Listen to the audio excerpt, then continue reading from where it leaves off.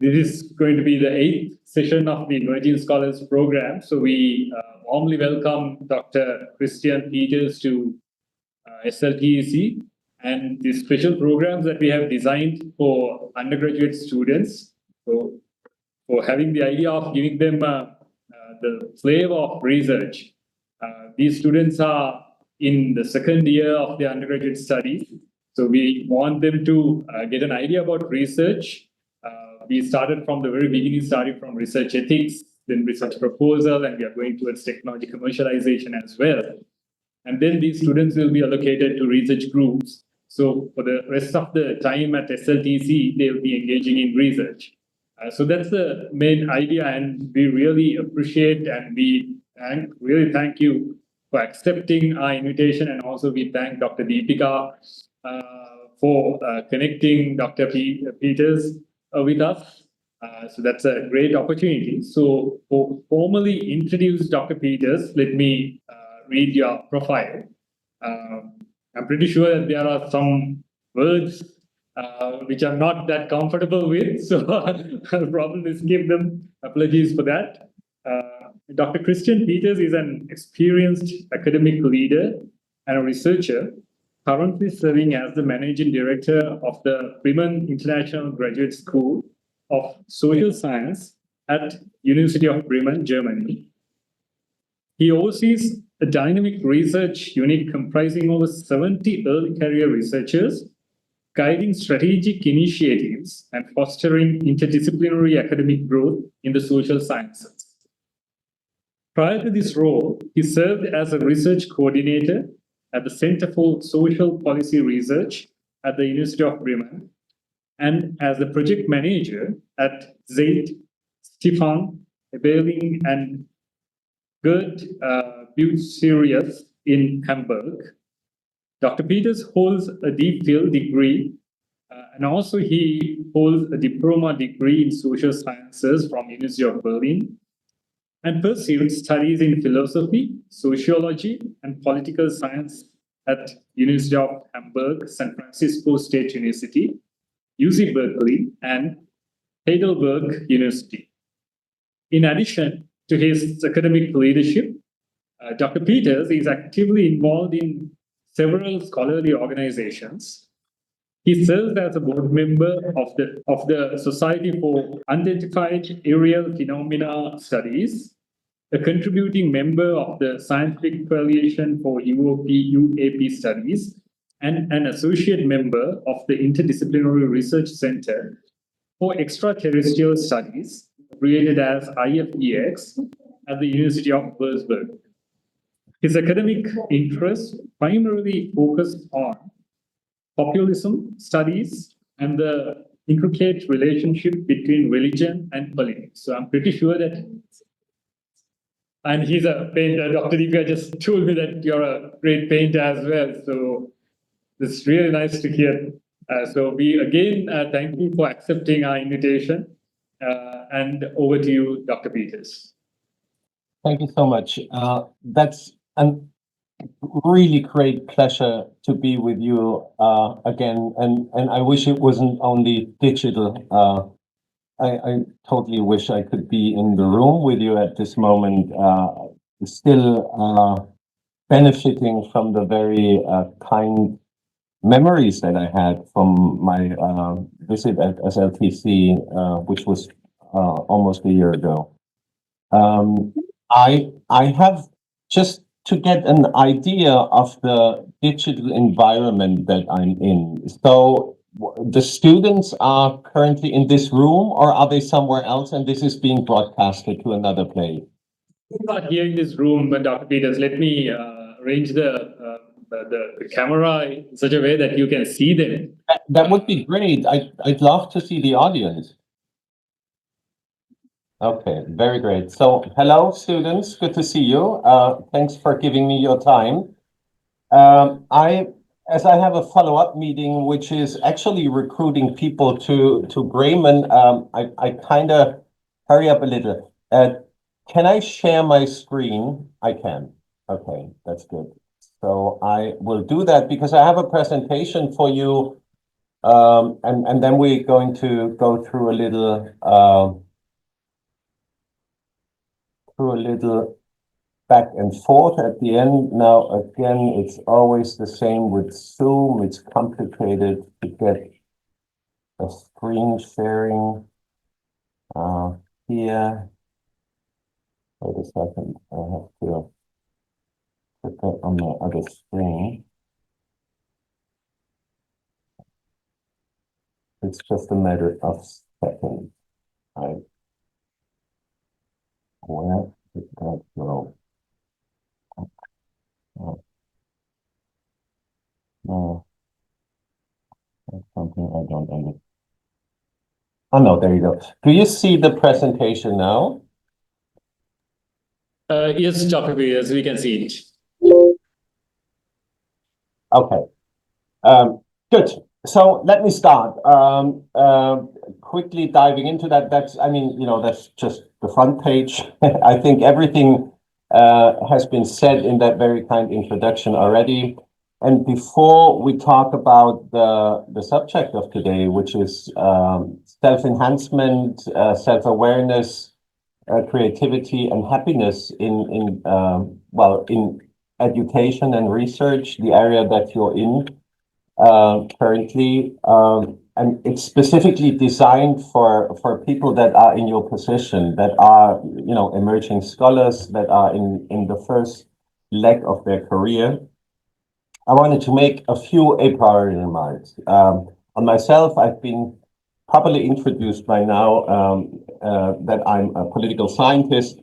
You've heard about the fields that I'm interested in, and I'm a university teacher, and I've been a research manager for 16 years experience.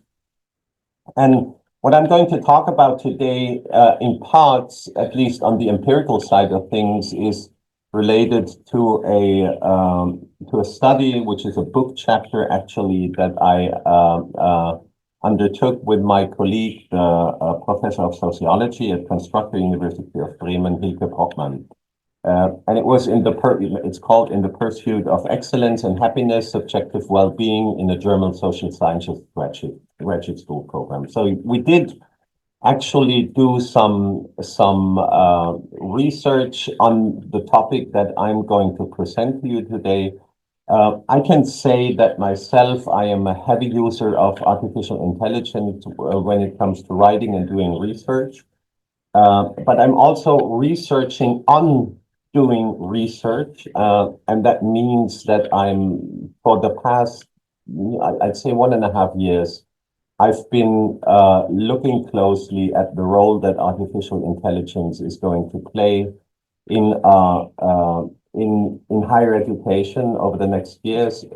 As a matter of fact, it's been part of the presentation that I gave at Paducah, and I trained to correctly pronounce that word. I hope it's still okay. That I did at your place almost a year ago. I don't know if you've been around at the time, so you could take part on that. Kind of what I'm going to say today, in parts, is going to build up on that. Deepika has introduced that topic of my life interest to you already, which is that I'm also a painter. And to make things even more complicated, I'm also a consultant on research communication. Currently, I'm involved in a very, very big project. I do that as a side job, if you will, from my university career, which is on science communication. So in a nutshell, I think that this gives quite an interesting, expertise and experience for you and your questions that you might have, and I hope it qualifies as a speaker for today, in your opinion. So what are we going to learn today? I hope that at the end of these 40 minutes, we're going to understand the interplay of self-awareness, well-being, and creativity in highly professional higher education and research environments. And I want to say that these three aspects, they are interesting in themselves, and as concepts or as a pair of glasses that you can look at either your own career or the way that you're going to teach your students in the future, given that you will take a university career. But it's also very important that to understand that this is a dynamic concept, that they are interrelated, and the degree to what they're interrelated is going to make more sense the further I talk about that. In that sense, there is an interrelatedness.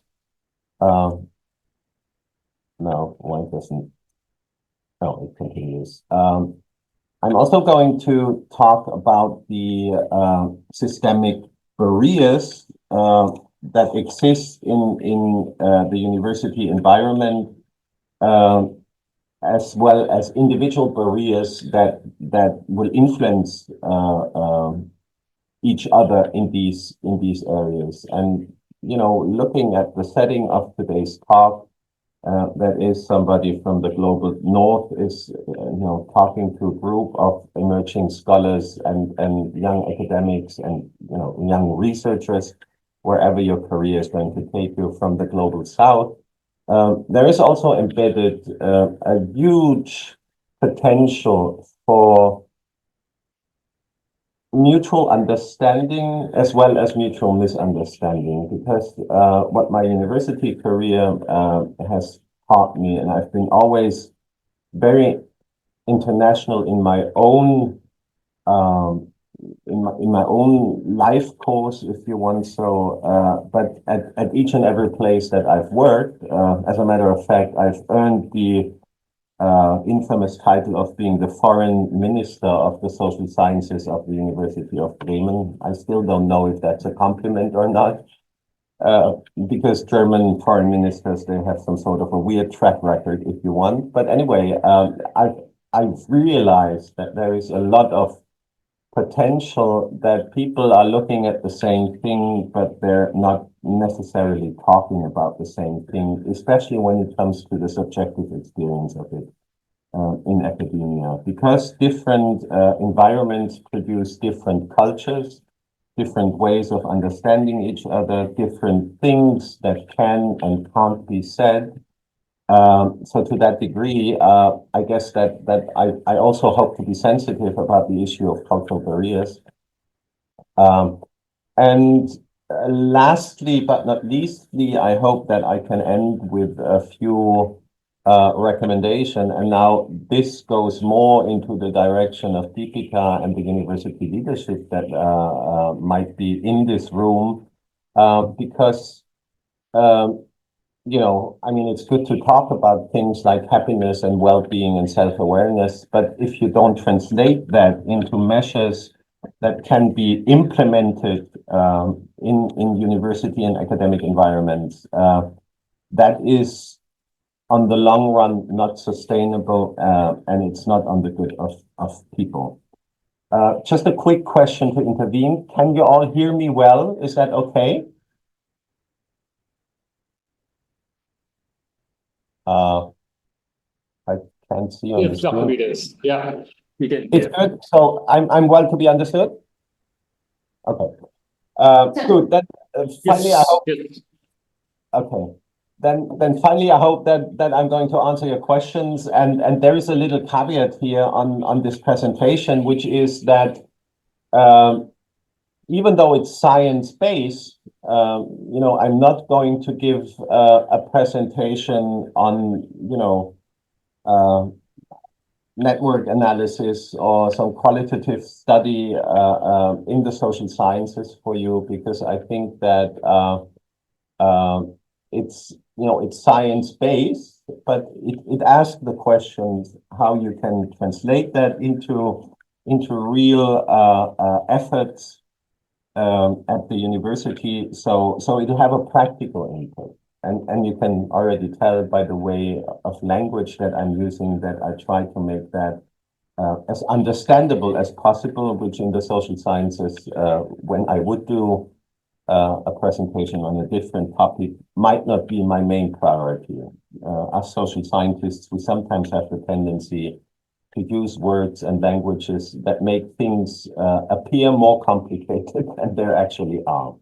So that's not my mission. It's generally not my mission in science. But so this is what you're going to hear about today. Now let's look at defining some of our core concepts for today. There is firstly self-awareness, which refers in a nutshell to an individual's capacity to recognize and understand their own risk tolerance, if you want, their motivational needs, their vulnerabilities, their strengths, and their creative dispositions. It's the foundation for targeted professional development and adaptive coping. And it's fundamental to everything else that you're going to hear today, because without the, I mean, you can talk about, complicated psychological concepts a lot. But unless you understand how happiness and vulnerability and also something like risk tolerance, we're going to talk about that a little more later, how that applies to yourself. This is just like dry swimming. You're not in a pool, you're just making the movements, but it's not the activity you need to to survive in an ocean. If your ship is going to crash, that's a little a risky metaphor here, but self-awareness is something that is also not a given. We are reflective beings by the nature of our minds, by the nature of the way that we come into Earth. We do have mirror neurons in our brains that are capable of putting us into a position of somebody looking at us. So we have a clear idea about our identity and the ego, but that sense of identity that goes only I don't know how to put that sound up. That goes only so far. If you want to talk about things like, your own vulnerability and your own mental setup and the way that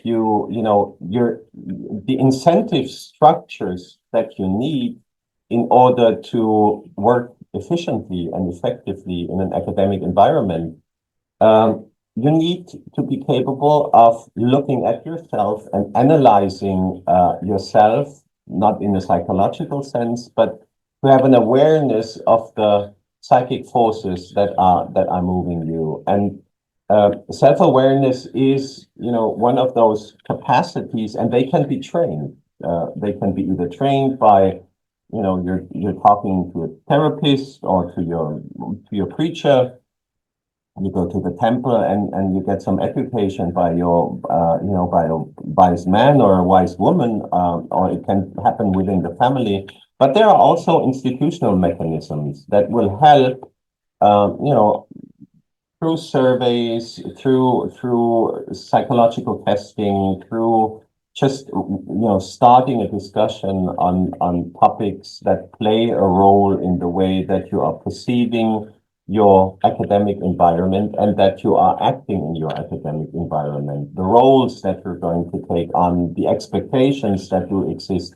So there is a fragile universe around you, if you want, and the capacity to speak about that and to make that usable for your own placing in that environment, and to make you effective, as a matter of fact, as an actor in that environment.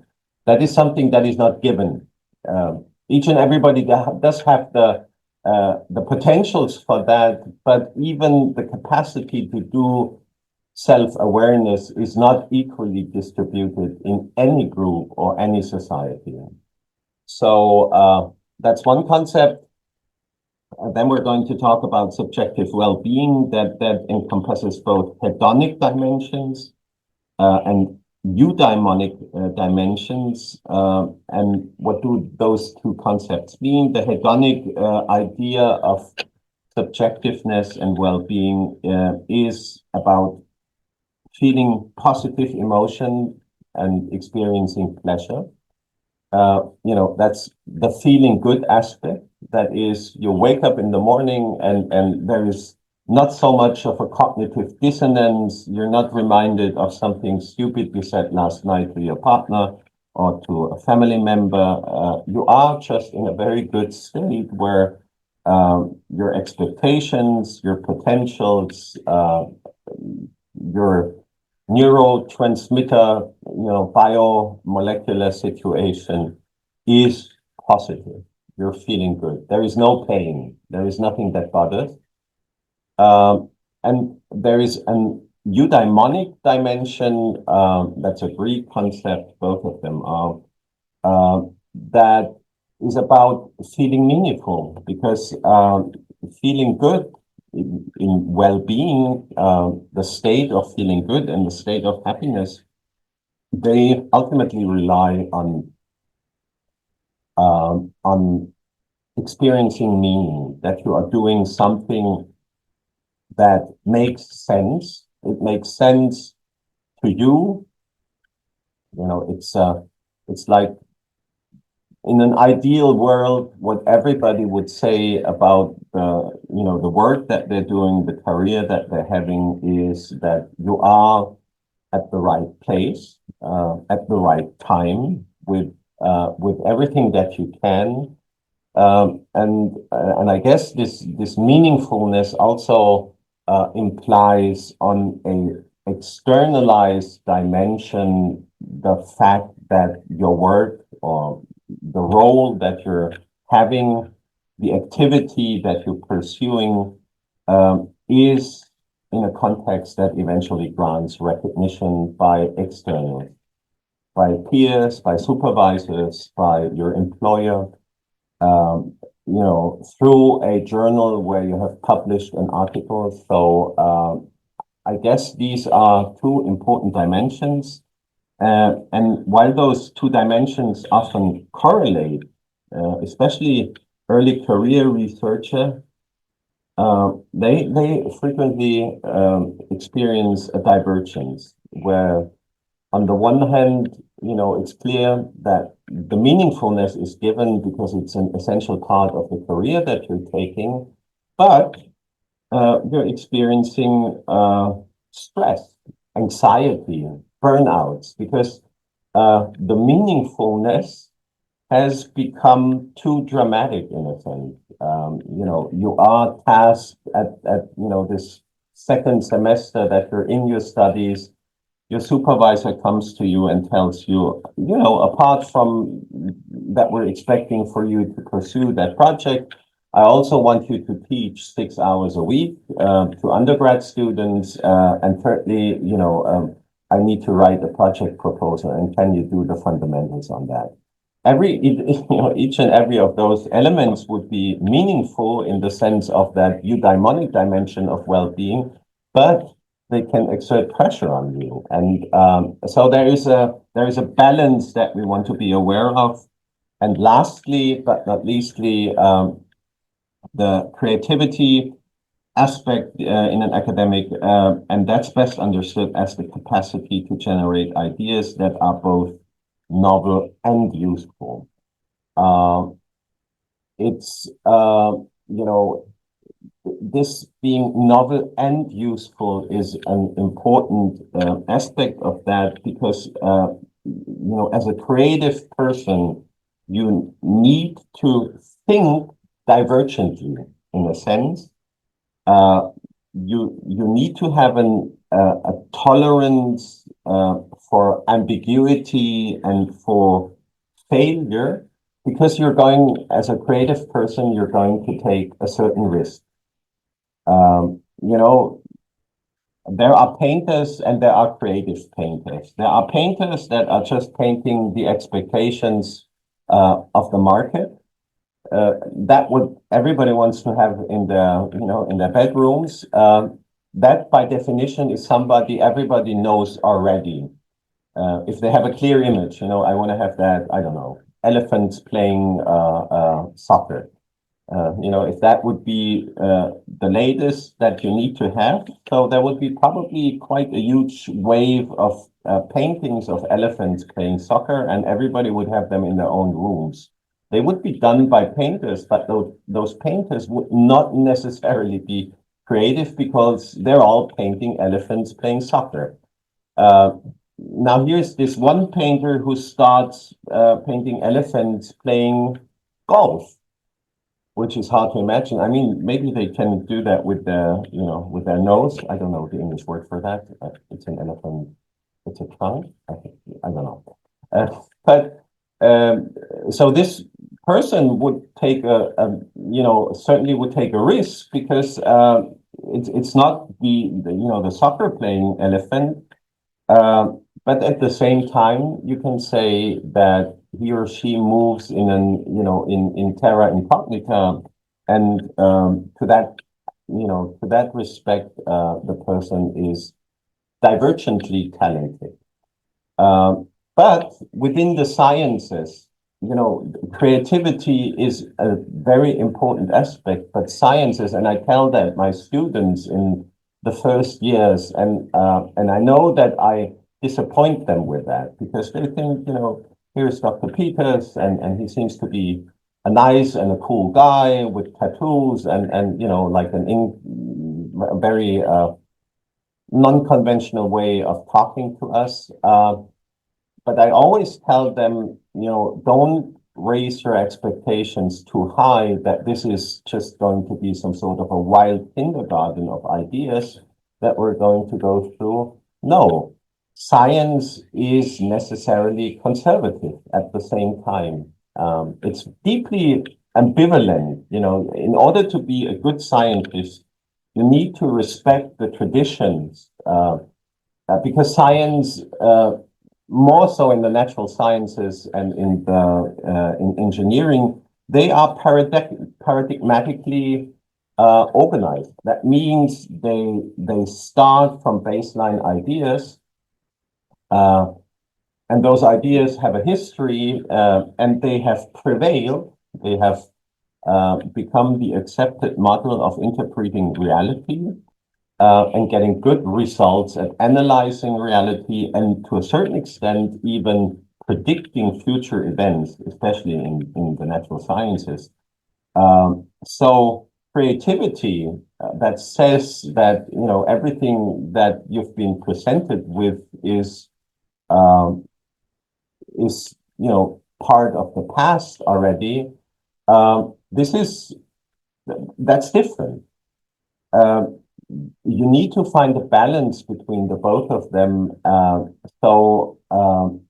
Creativity also, in my understanding, you know, maybe in a normative sense as something of value in a research environment, creativity also brings along the capacity to think about how you could implement something new that you have developed and how you can communicate that.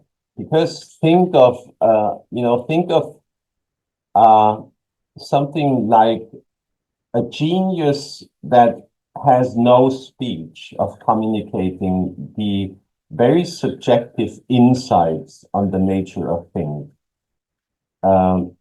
If there is no communication with your environment, and not by being mute, but by being not capable of translating that into something that is both meaningful for your environment.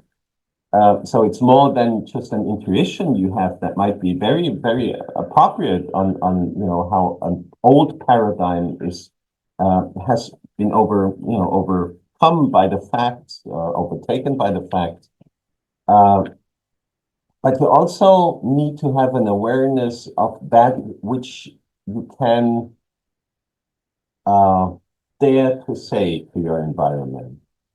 I guess there are, and that's my experience of being, you know, together with people who are very high on the spectrum of creativeness and, being more creative than others, because also creativity and risk affinity, and the capacity to think differently, that's not equally distributed in societies. I mean,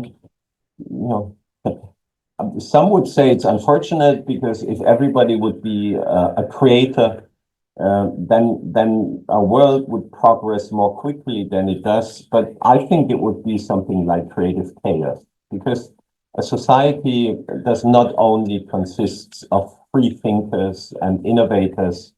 A society also needs people who are translating that into order, because societies are about order. That is what the social sciences are doing. They're analyzing different patterns of order. And so, because science is a social system as well, this system relies on order. It relies on language, it relies on paradigms, it relies on the way that you're appearing in a research environment, the way you're addressing the fact that you think that something that somebody said in a presentation, for example, is inappropriate or is outdated or is old school. If you tell them you're an idiot, why are you still chewing on old beans? That's probably not very beneficial for your future career. So, you need to combine creativity with some sense of social implementation, if you want. So, how much stress can you put on a system in terms of innovating that? And that's the ambivalence in creativity. Well, I think on systemic conservatism, I've said enough by now, so we can go to the next slide. The next slide is on it's on the presentation, on the survey itself, and I quickly browsed through that because it's some sort of a background melody. We analyzed the alumni of our graduate school. BIGS is a graduate school in the sense of that we're not doing masters or bachelors. We're training PhDs only. So it's a considerably high level of education, of academic education, and I've been doing that for how long? For 12 years now. So I've seen 200 people doing a PhD. That's a lot. That's a lot of experience. I've been talking pretty much to each and every one of those, and I've been looking at their careers. I've been looking at what they're doing today. So together with my colleague Deepika Priyadarshani, I thought that now it's time to talk to them and to learn from them. And we had a general population for the survey of 308 people.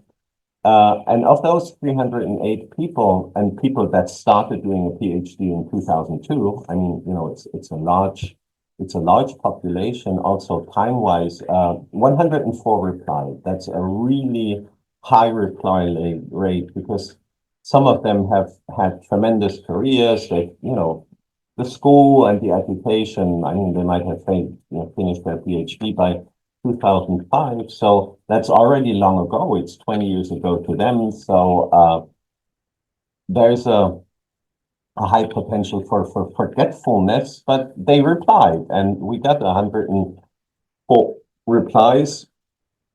And the starting point for doing that, for doing this study, was that I introduced myself as somebody who does research on doing a PhD.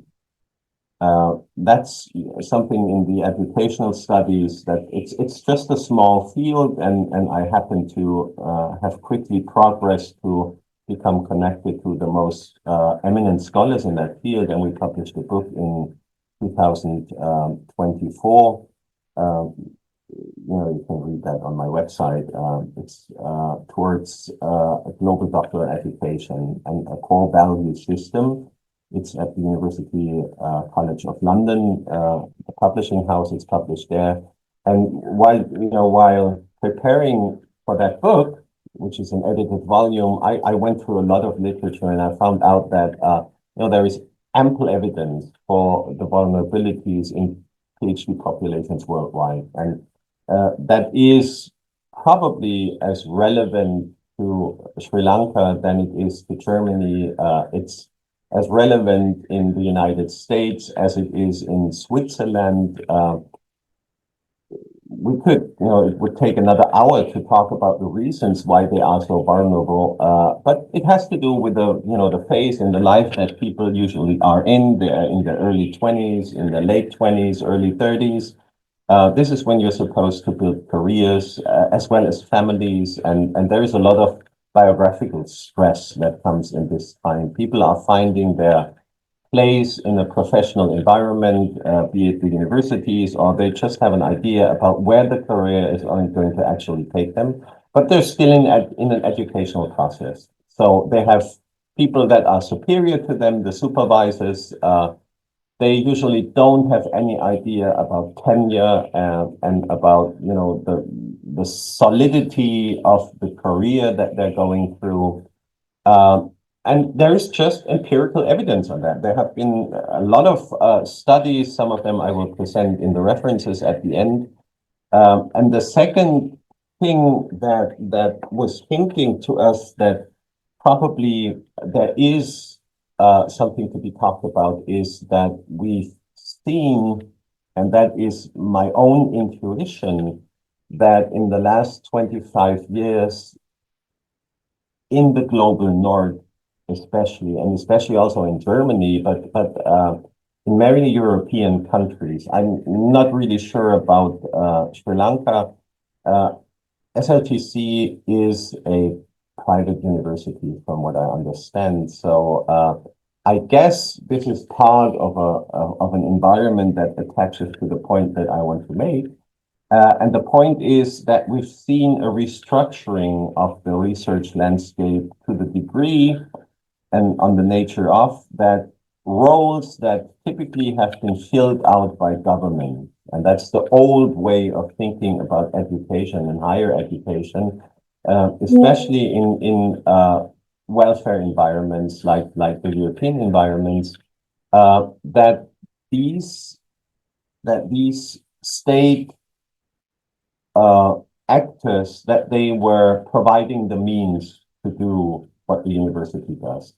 So when you were a teacher, a university teacher, or an emerging scholar, an early career researcher, ECR as we call them, then it was clear that you would have a certain budget and you would have a role that you would have to fill out, and that was it.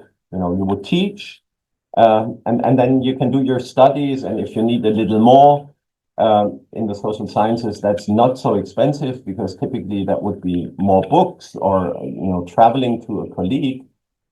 If you're doing physics and you need particle accelerators, that's more money, also in the laboratory. But the universities would provide for that. And that has changed because we've seen a lot of retrenchment in the structures, the welfare structures and the educational structures, because more people have been coming over the years to the universities. You have a qualification spiral. Higher education has become a general goal and target for large parts of the society, much different than it was in the 70s or in the 60s and even earlier. So, more people means more to do at universities for just a number of people working at the universities that did not, correlatingly increase, like the demand increased. So, and this is when the university business got precarious and when, people were asking for the scholars and the researchers to write their own proposals and find their own money. So that's the restructuring. This is when everything became competitive, when jobs became precarious because people were applying for grant proposals to then fill their own needs and create their own jobs basically, and those would be 2 or 3 years jobs.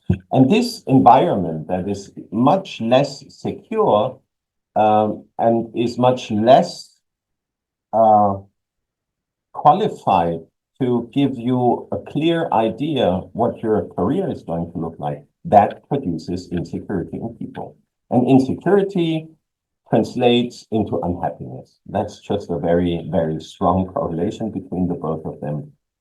Insecurity in political processes, I can tell you that as a political scientist, it translates into all sorts of malfunctionings of the political system, stupid people giving easy answers on very complicated and intricate political questions. Insecurity is a driver for crisis in any groups and societies. And so we realize, this environment has created, something that makes it hard for people to sustain in it. And one of the big results that we found, we've been asking people with, questions on the Likert scale. The Likert scale, it's a spectrum of answers where, you can say something between 1 and 7, where 1 is very low and 7 is very high, and the rest arranges for parts on that spectrum. And we realized, because we asked how satisfied are you with your lives and how satisfied are you with your life when you were doing a PhD, and there was a significant difference of 0.8 points on the Likert scale, which translates to almost a 15% difference in evaluation. People were 15% more happy with their lives, and given a number of 104, that's quite significant. 15% less satisfied with their life when doing a PhD. We found that 27.5% of our fellows repeated extended mental health challenges during doing the PhD, and of course, I think that the average the average value of a population in Germany, the general population, the number of cases of people experiencing mental health challenges. I mean, that's a very, very broadly defined. I'm not talking about clinical depressions here, but I talk about anxieties, cases of repeated insecurity, sleeping problems, something you would, in your colloquial speaking, you would say as having bad times when you were talking to a friend. I know that in general populations, if you take that rough definition that I just used, it would be probably about 15% of the times, or 15% of a population would reply positively to the question, have you experienced that in the last year?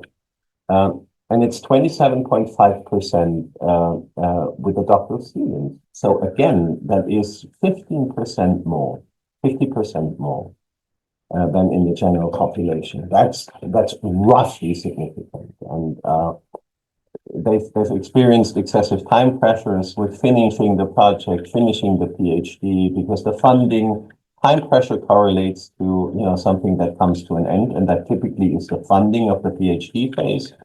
And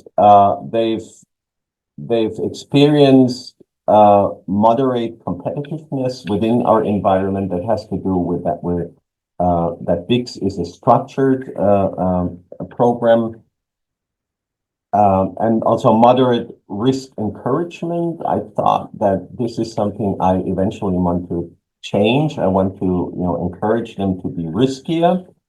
We didn't find any gender, family background differences, and also we didn't find anything that would relate to a cultural propensity to experience that. This is something that I thought that was really surprising. That means that even though people were coming to Germany and doing the PhD at my institute, from all over the world. You know, the suffering from that was quite a global phenomenon. Okay, that's good for us in our environment. I think I skipped that because it's just it just you know it shows the replies when we were asking more specifically on aspects of doing the research. You can look at that more, you know, more closely, because if you want, I can send that presentation to you so people can, if you found something that is of interest, you can go to the slides again. I think that, and that goes in the leadership direction now. If you would start to be more professional on analyzing these issues within your own student populations. These are certainly well considered categories in order to find out the dimensions of what you would have to ask. How happy are you with peer recognition in your environment? That's a super important aspect because peer recognition hints to what people experience as their professionally relevant environment. If I should, translate that into less abstract terms, that means how well are you feeding yourself in the group of significant people around you, professionally significant people. Peer recognition with early career researchers, that's other people who are doing a PhD. Because you compare yourself to those. They are the people that will make you most unhappy when they are much better than you. You can arrange yourself with the fact that your professor is more clever because he's professor or she's a professor and the supervisor and your boss but if you realize that the peers, that the same group that you are in is acting very, very differently from you. You either need to have very good self-esteem or a lack of self-awareness on the other side, or there is a high chance that you will get, on the long run, unhappy about that. If you don't see yourself as being the genius and the two-eyed amongst the community of one-eyed. So support, community, the feeling of being integrated in that environment, the recognition to supervisors. I find it interesting that the peer recognition was more highly evaluated at BIGS as was the recognition by the supervisor. That tells me something that I could either change that by encouraging the supervisors to ask more thorough questions on how the PhD students are feeling, or it's just a natural difference and distance that happens between the both of them. And the integration, the last one on that slide, that refers not to the social integration in the environment, but the way that people feel integrated into the research environment. And there are reasons for why that isn't that big in a graduate school. Now, why is self-awareness so critical? I think that I said that before because I think that we have for all these factors, because we have no built-in mirror that permanently and reliably will tell us where we are and how we perform and how we are influenced by our environment. We don't know if we have a degree of risk affinity or not, the willingness to embrace uncertainty and to face potential failure and novel approaches. As I said, it's unevenly distributed across individuals. Self-awareness and the distortions of self-awareness, they lead into what is very known as the so-called imposter syndrome amongst populations of younger students, where they don't feel that they're adequately talented with respect to the environment. the imposter syndrome is a very, very typical bias in self-awareness, because if you would efficiently measure the qualifications and the talents amongst those, younger scholars, and I know for a fact on biographical data, especially on the Indian subcontinent, that women in the STEM sciences, in engineering, in the natural sciences, they are there's an increasing high probability of developing imposter syndrome. It might relate to the fact that, and I can't talk too much about the Sri Lankan society, but I know about the Indian society, that of course there is an enormous amount of gender inequality that kind of further process that in academic environments. And so self-awareness is a remedy on that. We're not going to do an interactive poll because I have no means to get into contact with you directly, but I think maybe just for a training on, when you leave this room later on, is that you ask yourself about your own risk affinity, on a scale from 1, which is very low, to 7, which is very high, where 7 is somebody who is something like a crazy person that is taking, with no doubt, in an adequate situation, the risk, where the risk means that they could lose everything that they've been working on. That is a 7, and 1 is, the other extreme, that is a person that has the most highly developed degree of need for security. So you're not taking any risk at all. You always repeat. You will never change winning teams. You're not changing winning paradigms because they have prevailed in the past. So your anticipation is that they will in the future. See yourself and then ask the question, what does that score imply for your research style? And ask the question, would somebody else look at me as a 1 or a 3 or a 5 on that scale? How is the difference between the external evaluation and the internal evaluation? So the takeaway here is self-assessment is a prerequisite for targeted growth. One of the biggest problems that we have in our environments is the fact that academic environments are full. Oh man, I'm running out of time. They're full of taboos and lack of trust in asymmetric relationships of power, and they prevent follow-up. Just a short question, because I think we were originally scheduled to 11:45. Do I have another, let's say, 7 or 8 or 10 minutes? Could somebody just give me a quick? Yes, sorry? You can have another 10 minutes. Okay, that's great. So let's again look at the creativity, because I want you to ask questions as well. And I'm just going to browse through here. I've said about that creativity is about novelty on the one side and usefulness. But also there is institutional gatekeeping at universities. Sometimes your peers and sometimes even your superiors don't want you to be successful.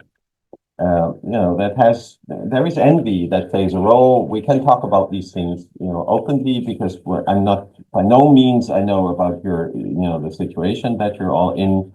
And you can talk about that, I understand that, but universities are these environments, and I know that because I see how my students are acting, and some of them are very early on, the ones that are more competitive, they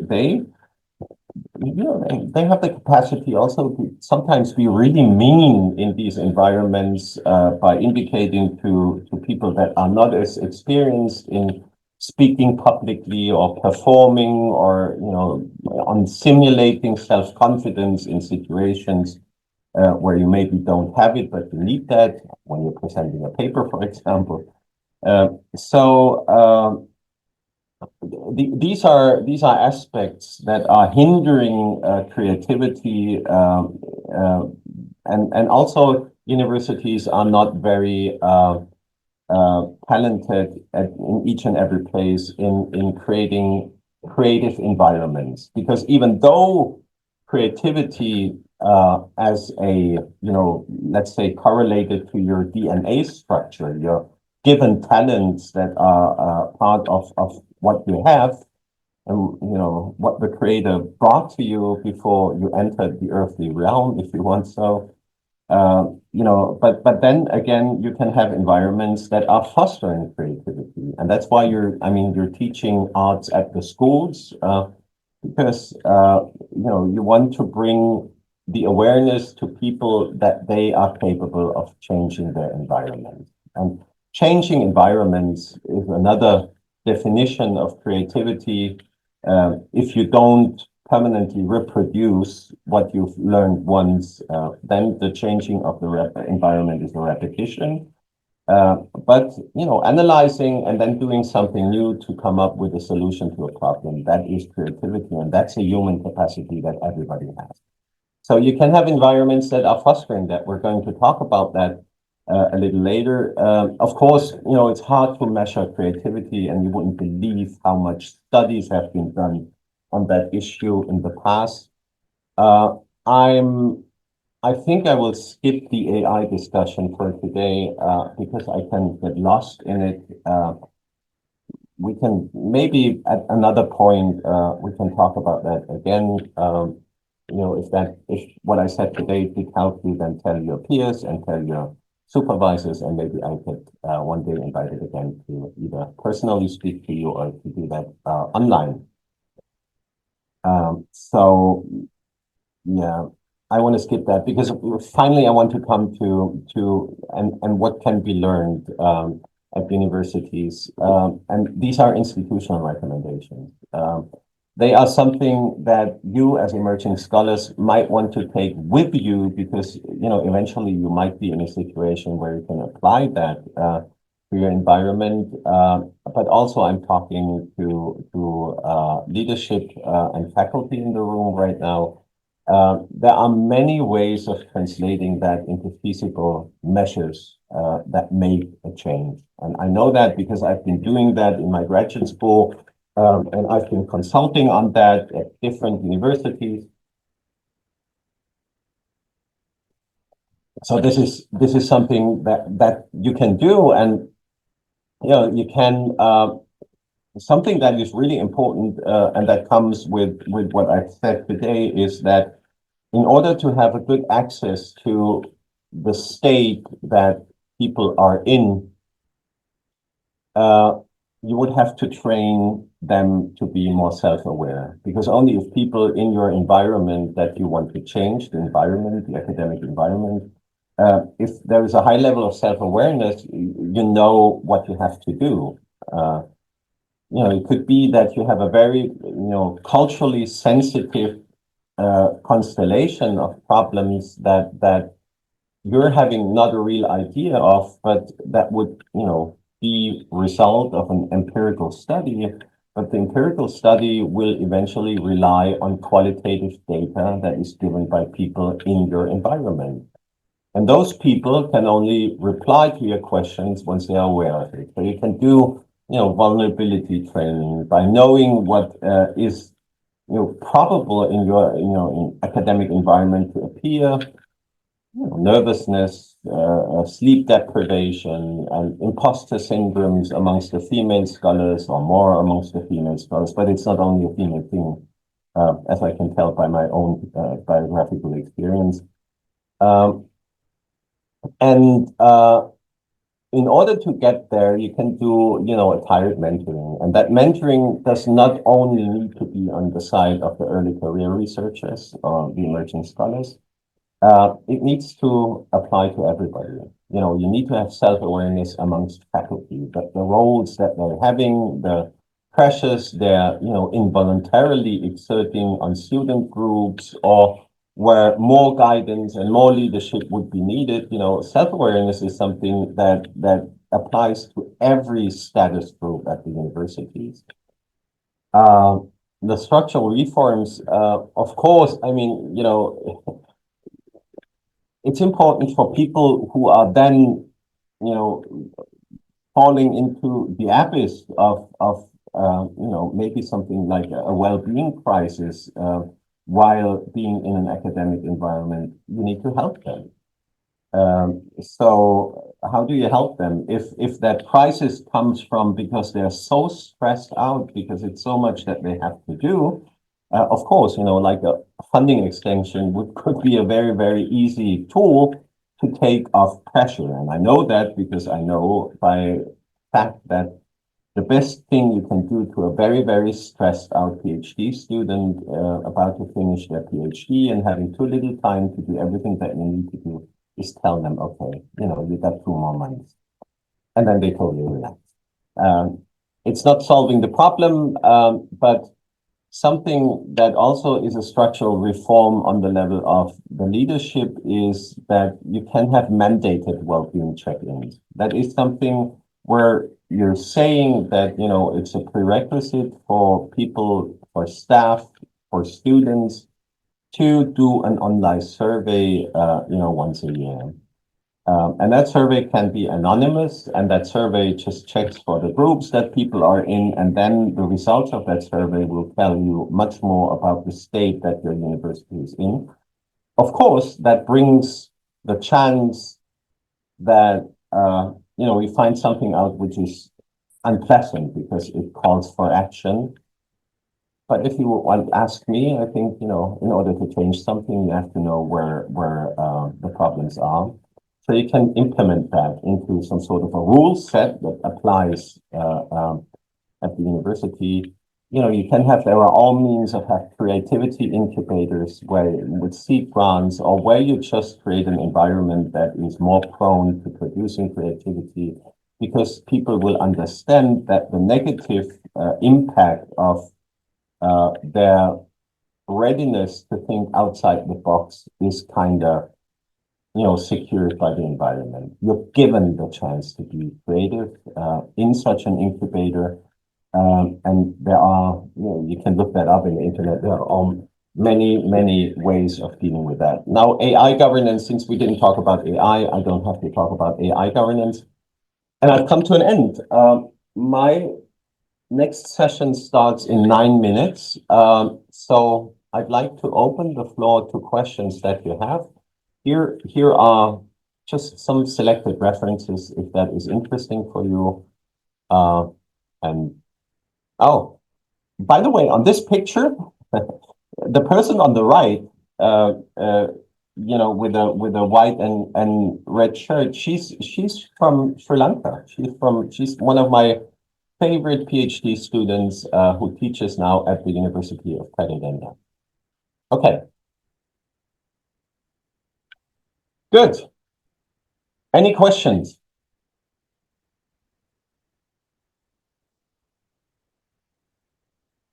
I hope that you like the presentation and that it spoke to you to some degree.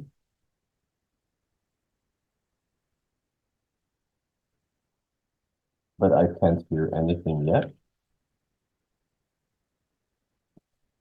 You have to unmute yourself. You're still muted.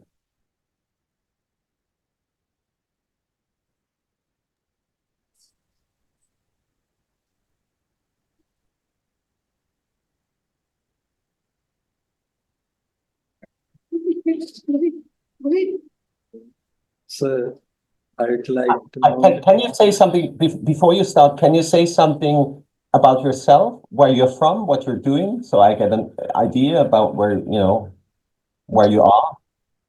I'm currently studying biosystems engineering. Little high voice. Okay, and you're doing a master's or?